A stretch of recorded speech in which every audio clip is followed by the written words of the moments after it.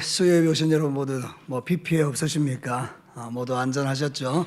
여러분의 살아가는 모든 삶에 하나님이 늘 우산이 되어 주셔서 여러분의 인생에 아무런 어려움이 없이 평강 가운데 남은 인생을 살아가실 수 있기를 주님의 이름으로 축복합니다.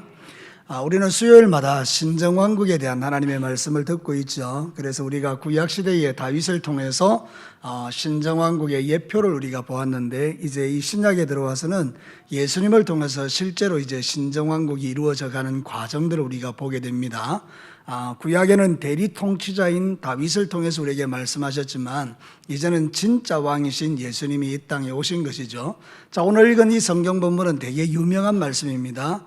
예수님께서 세례 요한에게 오셔서 세례를 받으시는 그 장면을 보는데, 세례를 받고 나오실 때에 하늘 문이 열리고 성령이 비둘기같이 임하고 하늘에서 소리가 나는 이 사람은 내가 사랑하는 사람이고 내 기뻐하는 자라, 이렇게 말하는 내용이죠. 여러분, 이 말씀을 한마디로 설명하면 뭔가 하면 하나님 나라 왕의 즉위식을 말합니다. 여러분, 보통 이제 왕이 되면 즉위식을 하지 않습니까? 모든 사람이 보는 앞에서 이 사람은 왕이라고 머리에 왕관을 씌워주고 화려한 옷을 입힌 다음에 모든 사람 앞에서 이제 드디어 왕의 역할을 시작하는 건데, 오늘 읽은 이 성경 본문에 보면 신정왕국의 왕이신 예수님께서 즉위식을 하는 장면이 매우 초라한 것입니다. 그냥 요단강에서 죄인이 받는 세례를 받으시면서 지나가고 있는 그런 모습들이죠. 근데 놀랍게도 하나님은 그 장면을 축복하십니다. 그리고 하늘문을 여시고 성령을 부으십니다. 사랑하는 성도 여러분, 세상 사람들이 생각하는 하나님 나라와 우리가 생각하는 하나님 나라는 전혀 다릅니다. 우리는 오히려 약할 때가 강해지는 것입니다. 내가 죄가 많을수록 은혜가 큰 것입니다. 하나님 나라는 세상과 좀 다르죠. 자, 오늘 읽은 이 성경 본문을 통해서 하나님이 우리에게 들려주는 몇 가지 메시지가 있는데, 첫 번째는 이것입니다. 우리 다 같이 한번 읽어보겠습니다. 시작. 죄인들을 찾아오시는 예수님. 사랑하는 성도 여러분, 누가 예수님을 초대하지 않았습니다. 우리가 있는 이 세례 요한이 세례하는 이 현장에 예수님 오십시오 그렇게 초대한 것이 아니라 예수님이 자발적으로 스스로 그곳에 오신 것입니다. 사랑하는 성도 여러분, 이건 대단한 사건입니다. 우리가 믿음의 길을 걸어갈 때에 가장 중요한 것은 내가 예수님을 찾아오는 것이 아니고 예수님이 나에게 찾아오신다는 사실입니다. 사실 우리는 낮은 사람이 높은 사람을 찾아가는 것이지 높은 사람이 낮은 사람을 찾아오지는 않습니다. 그런데 이 하나님이신 예수 그리스도께서 우리의 모든 죄를 용서하시고 신정왕국의 백성을 만들기 위해서 직접 찾아오시는 장면을 오늘 성경이 우리에게 가르치고 있는 것입니다. 사랑하는 성도 여러분, 이것은 한 가지 사건이 오버랩됩니다. 오버랩이라는 건 겹친다는 의미가 되는데요. 여러분, 예전에 에덴 동산에서 아담과 하와가 범죄하였을 때에 그들이 두려워서 숨었지 않습니까? 그때 여러분 누가 찾아오셨습니까? 하나님이 찾아오신 겁니다. 뭐 하려 찾아오셨습니까? 그들을 찾아 구원하시기 위함입니다. 그들을 멸망시키고 그들의 죄를 지적해서 그들을 완전히 저주하려고 오신 것이 아니라 예수님은 그들을 찾아 구원하시기 위하여 오신 것이죠. 마찬가지로 오늘 이 요단강에 찾아오신 예수 그리스도는 왜 오셨겠습니까? 이 죄인들을 완전히 구원하려고 주님이 찾아오신 줄로 믿습니다. 그래서 모든 은혜의 출발의 점은 뭔가 하면 예수님이 찾아오시는 것입니다. 그래서 예수님이 찾아오셔서 여러분을 만나셨다면 여러분은 세상에서 가장 복된 인생인 것입니다. 그럼 물어보겠습니다. 여러분은 세상에서 가장 복된 인생이십니까? 아멘이죠. 왜 그렇습니까? 예수님이 나에게 찾아오셨기 때문입니다. 여러분, 시편 말씀해 보면 참 기가 막힌 말씀이 있더라고요. 우리 한번 읽어볼까요? 시편 89편 20절인데 내가 내 종 다윗을 찾아내어 나의 거룩한 기름을 그에게 부었도다. 내 손이 그와 함께하여 견고하게 하고 내 팔이 그를 힘이 있게 하리로다. 누가 누구를 찾아왔다는 거예요? 하나님이 다윗을 찾아내가지고 그에게 능력을 주셨다는 거죠. 자, 그럼 앞으로 집사님 돌려보시죠. 내가 내 종 동진이를 찾아내어, 이렇게 자기 이름을 넣어서 한번 읽어보십시다. 시작. 내가 내 종 동진을 찾아내어 나의 거룩한 기름을 그에게 부었도다. 내 손이 그와 함께하여 견고하게 하고 내 팔이 그를 힘이 있게 하리로다. 아멘. 하나님이 나에게 찾아오시는 게 좋은 겁니까? 나쁜 겁니까? 엄청 좋은 것이죠. 여러분에게 기름을 부으시고 당신의 손으로 우리를 붙들어 견고하게 하시는 이 은혜를 주시기 위하여 주님이 찾아오신 것입니다. 오늘 이 성경 본문이 우리에게 첫 번째 들려주는 메시지는 그것입니다. 신정왕국의 통치자이신 예수님은 우리가 찾아가는 것이 아니라 주님이 우리를 찾아오셨다는 것입니다. 죄인들을 찾아오시는 이 하나님의 은혜가 세상에서 가장 귀한 것입니다. 그런데 사람들이 오해하는 것이 있습니다. 그게 뭔가 하면 마치 내가 주님을 찾아간 것처럼 생각하거나 아니면 내가 예수님을 믿어주는 것으로 생각하는 것입니다. 여러분, 이건 엄청난 오해이죠. 이렇게 믿음의 중심을 세워가면요, 어떻게 되는가 하면 내가 주님을 찾았기 때문에 대단히 교만해집니다. 내가 주님을 찾았기 때문에 그 원하는 바가 얻어지지 않으면 바로 주님을 떠나버립니다. 예컨대 이런 것이죠. 내가 돈이 필요합니다. 그래서 신을 찾다가 하나님이 능력이 있다 싶으니까 찾아온 겁니다. 그래서 하나님을 믿는다고 흉내를 내고 교회를 열심히 다녔죠. 그런데 하나님께서 전혀 자기에게 축복하지 않는 것입니다. 축복이 임할 택이 없죠. 그러니까 어떤 생각을 하는가 하면 내가 이렇게 하나님을 찾았는데도 하나님이 나에게 아무것도 주지 않네? 그리고 떠나버리는 거죠. 바로 이것이 가장 큰 오해라는 것입니다. 여러분, 믿음 생활은 내가 하나님을 찾는 게 아니고 하나님께서 나에게 찾아오신 이후에 나에게 주신 그 은혜를 가지고 주님을 다시 찾는 것입니다. 사랑하는 성도 여러분, 순서는 그런 것입니다. 주님이 나에게 먼저 오셨기 때문에 내게 믿음이 생겼고 그 믿음으로 주님을 찾아가는 것입니다. 사랑하는 성도 여러분, 오늘도 우리는 이 은혜를 누리고 있는 줄로 믿습니다. 그래서 나 같은 죄인을 직접 찾아오신 그 주님의 은혜가 너무나 고맙고 감사하기에 내가 믿음의 길을 걸어가고 있는 것입니다. 그래서 우리가 할 수 있는 것은 하나밖에 없죠. 주님 앞에 감사하고 찬양하는 것입니다. 여러분, 에스겔 34장 11절과 12절에도 똑같은 이야기 하거든요. 한번 같이 읽어보겠습니다. 시작. 주 여호와께서 이같이 말씀하셨느니라.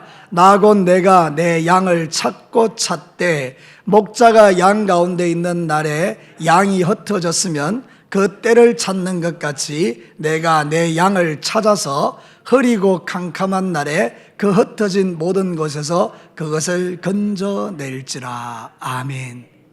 우리가 주님을 떠나서 방황하고 우리가 하나님을 멀리 떠나서 흐리고 캄캄한 삶을 살아가고 있을 때 주님이 우리를 찾아오셔서 그 모든 것에서 우리를 건져내시는 이 은혜를 저와 여러분이 이미 누리고 있는 줄로 믿습니다. 그러니까 여러분, 이 신정왕국에 우리가 백성이 된다는 것은 내가 세상에서 누리는 최고의 기쁨이요 즐거움인 것이죠. 오늘도 주님이 여러분을 찾아주지 않으셨다면 우리 어떻게 됐을까요? 저도 마찬가지고 여러분도 마찬가지고 구원은 나와 상관이 없는 것입니다. 내가 오늘 이렇게 자신 있게 나는 하나님의 아들이요 딸이라고 고백할 수 있는 이유는 예수님이 나를 찾아오셔서 나의 왕이 되어주셨기 때문인 줄로 믿습니다.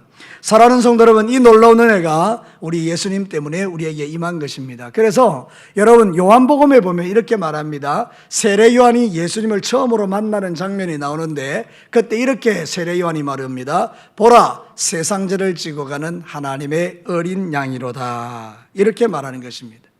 여러분, 우리 예수님이 이 땅에 우리에게 찾아오셔서 우리에게 주시는 최고의 선물이 뭔지 아십니까? 죄사함입니다. 할렐루야. 저와 여러분의 모든 태산 같은 죄를 용서하시기 위하여 하나님의 어린 양이 되어서 이 세상에 오셨고 우리를 찾아오셨다는 것입니다. 그래서 우리는 이 모든 죄로부터 사함을 얻고 하나님께 영광 돌리는 거죠. 제가 장례식을 이렇게 집전을 오늘 했습니다마는 장례식에 갈 때마다 내게는 두 가지 마음이 있습니다. 하나는 뭔가 하면 믿음을 가진 그 유족들을 보면 너무 감사한 것이죠. 하나님, 이들에게 이런 귀한 믿음을 주신 것 너무너무 고맙습니다. 그러나 한편으로는 전혀 하나님의 말씀에 반응할 수 없는 유족들, 예수 그리스도를 전혀 믿지 못하는 그들을 보면 너무 마음이 안타까운 거죠. 그래서 정말로 이 믿음이라는 것은 우리에게 주신 하나님의 축복이구나, 그것을 다시 한번 깨닫게 되는 것이죠. 원하건대 모든 사람이 다 예수를 믿기를 원하지만 저와 여러분이 찾아오신 예수님 때문에 내가 이렇게 예수를 믿을 수 있다는 사실이 기적이고 은혜고 축복이라는 사실을 여러분 절대로 놓치지 마시기를 바랍니다. 하나님이 여러분을 찾아주지 않았다면 우리도 똑같이 마음이 강팍하고 하나님의 말씀을 거절하고 하나님을 받아들이지 않는 인생이 되기 쉬운 것입니다. 그런데 웬 은혜요? 웬 사랑입니까? 우리 이렇게 비가 옴에도 불구하고 주의 은혜를 사모해서 이전에 모여서 기도하고 예배하고 하나님의 이름을 부를 수 있으니 그것이 저와 여러분이 누리는 최고의 축복인 줄로 믿습니다. 돈이 많아야 축복이겠습니까? 건강해야 축복이겠습니까? 예, 맞습니다. 그것도 축복의 일부겠지요. 그런데 진짜 내 인생의 최고의 축복은 내 안에 예수님이 계신 것을 정말 믿는 것입니다. 이거는 놀라운 것입니다. 예수를 믿는 것, 이 놀라운 것입니다. 그 모든 시작은 예수님이 찾아오셨기 때문입니다. 오늘 이 시간에 그 요단강에 주님이 찾아오셨습니다. 자발적으로 찾아오셨습니다. 그들의 죄를 용서하시고 그들을 사랑하시고 그들을 구원하기 위하여 찾아오셨습니다. 근데 그 예수님이 오늘 이 시대에 저에게도 여러분에게도 찾아오셨습니다. 그 예수님 붙들고 끝까지 믿음으로 승리하시기를 주의 이름으로 축복합니다. 자, 두 번째 메시지는 뭘까요? 이게 정말 중요한데 같이 한번 읽어보겠습니다. 하나님의 의를 이루시는 예수님. 여러분, 오늘 성경 본문에서 가장 핵심 메시지는 이것입니다. 요한에게 와서 예수님이 제일 먼저 한 이야기가 뭔가 하면 저리 비켜, 이제부터 내가 통치할 거야, 이게 아니고 네가 나에게 세례를 베풀어라. 요한은 이미 알았습니다. 성령을 통해서 이분이 하나님이신 것을. 그러니까 이 요한은 세례는요 죄인들이 받는 거고요, 당신은 하나님이신데 당신이 나에게 세례를 줘야 이게 옳습니다. 이랬더니 아니다, 네가 나한테 세례를 주는 게 하나님의 의를 이루는 것이다, 이렇게 말하는 거예요. 놀랍지 않습니까? 이게 어떤 의미일까요? 이게 어떤 하나님의 뜻이 있는 것일까요? 그것은 바로 이것입니다. 죄의 전가를 의미하는 것입니다. 죄가 없는 하나님이신 예수님이 우리 인간의 죄를 다 전가하시는 장면입니다. 자신에게 다 덮어 씌우는 장면이라는 것입니다. 여러분 한번 생각해 보십시오. 성막에 짐승을 끌고 갑니다. 짐승을 끌고 가는 이유는 한 가지입니다. 죽이기 위해서입니다. 내가 죽어야 되는데, 내 죄 때문에 죽어야 되는데 이제 그 짐승의 머리에 내가 안수를 하는 것입니다. 하나님, 내가 죄인인데 나의 죄를 이 사람에게, 이 짐승에게 전가합니다. 내가 죽어야 되는데 짐승이 죽을 거예요. 그러면 짐승이 죽을 때 나의 죄를 용서해 주세요. 그래서 짐승을 죽이는 것입니다. 그럼 짐승은 피를 흘리고 비참하게 죽죠. 그리고 나면 내 죄가 용서받는 것 아닙니까?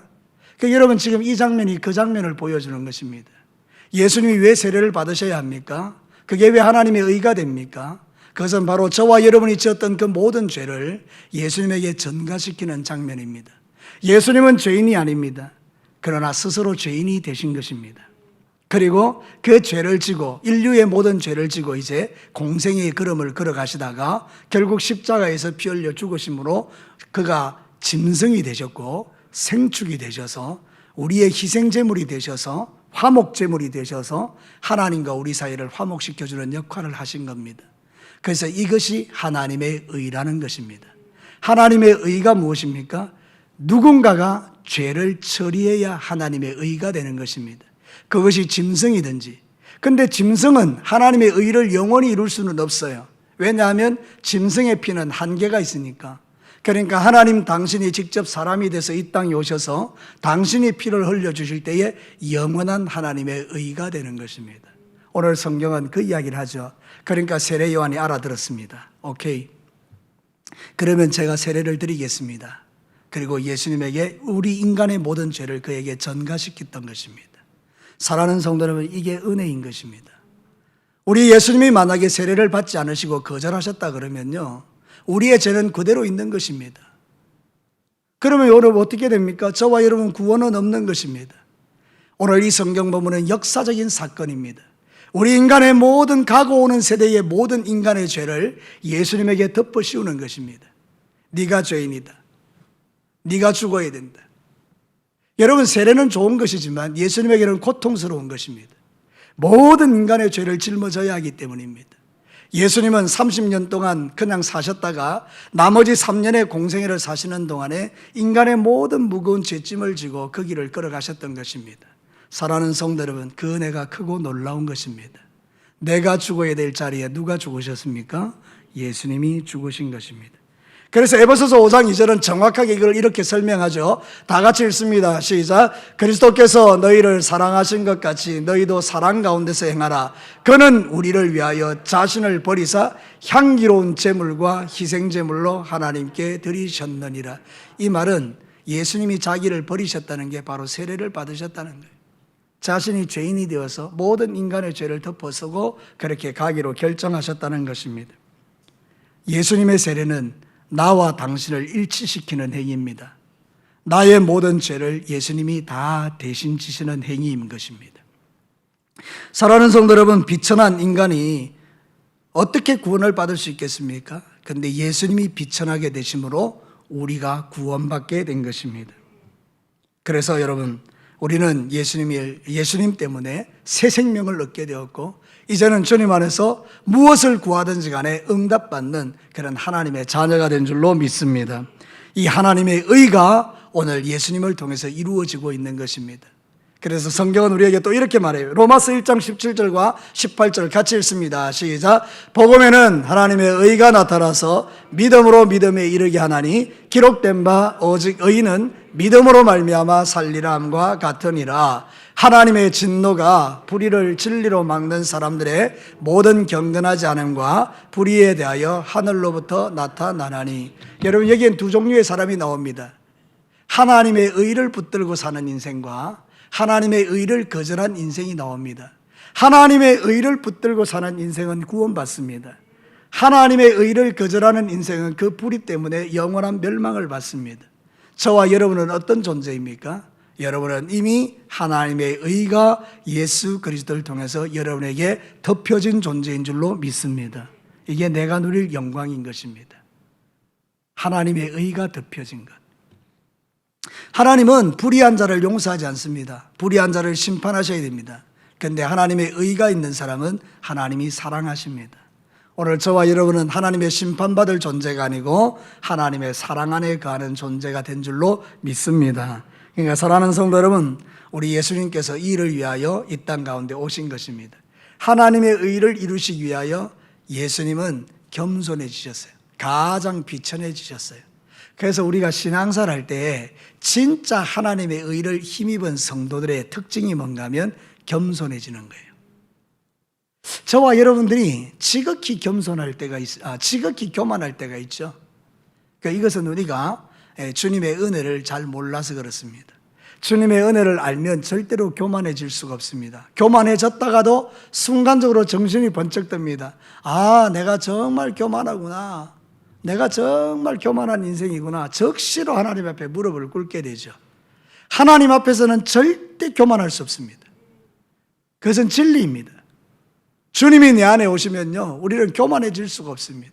예수님이 하나님이신 그분이 우리를 용서하시기 위하여 가장 비천한 몸으로 이 땅에 오셔서 겸손해지셨는데 그 예수가 내 안에 들어왔는데 우리가 교만할 수 있다고요?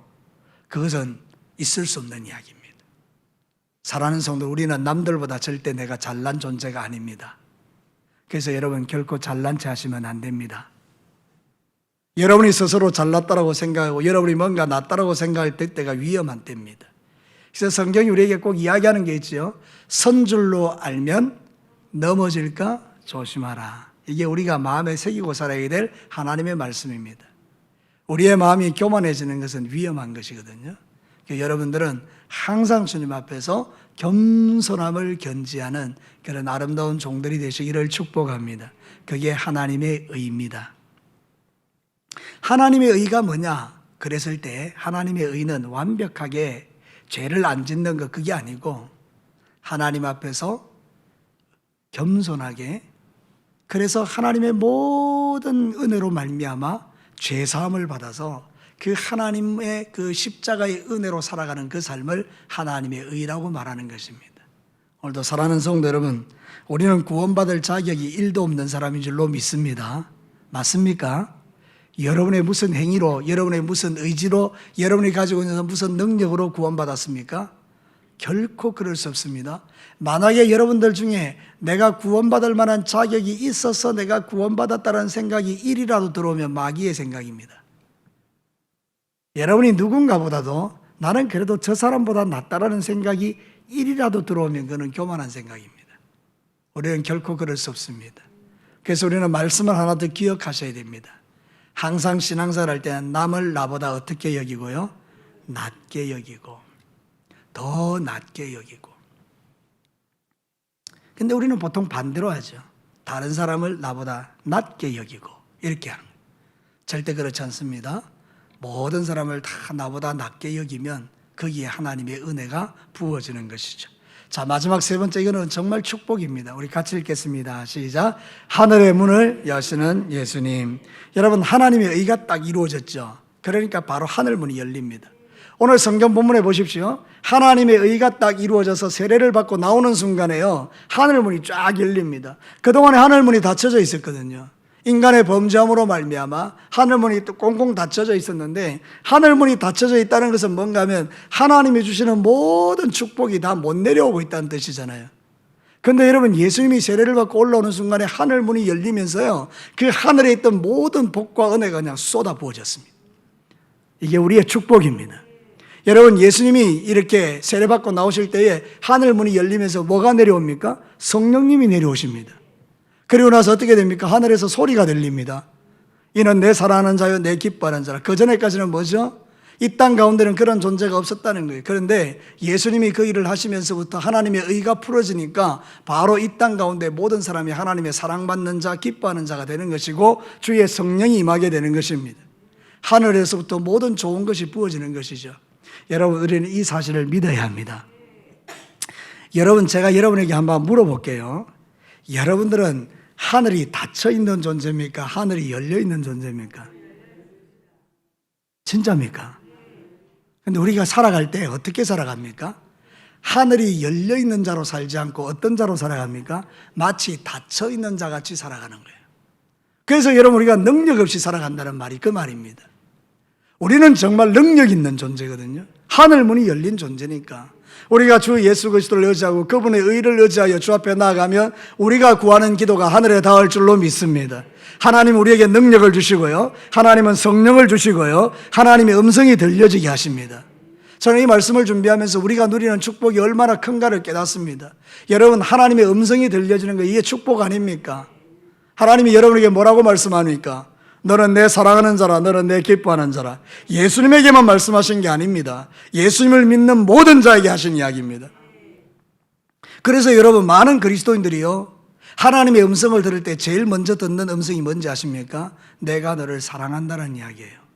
여러분, 여러분이 기도하실 때, 여러분이 세상을 살아갈 때 뭔가 답답하고 깝깝할 때, 그래서 주님 앞에 정말 절절하게 눈물로 기도할 때 하나님께서 제일 먼저 여러분에게 하시는 게 뭔가 하면 죄를 보게 하시잖아요. 그리고 나서 죄를 주님 앞에 막 털어냅니다. 하나님, 나는 진짜 죄인입니다 하고 정말 눈물 콧물 다 빼고 나면 그 다음에 하나님의 음성이 정확하게 내 귀에 들려주는데, 그게 바로 내가 너를 사랑한다는 이야기예요. 그때로부터 모든 게 시작됩니다. 여러분, 남편과 아내가 사랑합니다. 남편은 아내에게 모든 걸 다 줍니다. 왜 그렇습니까? 사랑은 그런 것입니다. 하나님이 나를 사랑하시면 전부를 줍니다. 여러분은 하나님의 사랑받는 자녀들인 줄로 믿습니다.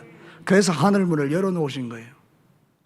여러분, 이게 여러분의 심장에 새겨져서 여러분 앞으로 기도할 때 하나님 하늘문 열어주세요, 그런 기도하실 이유 없어요.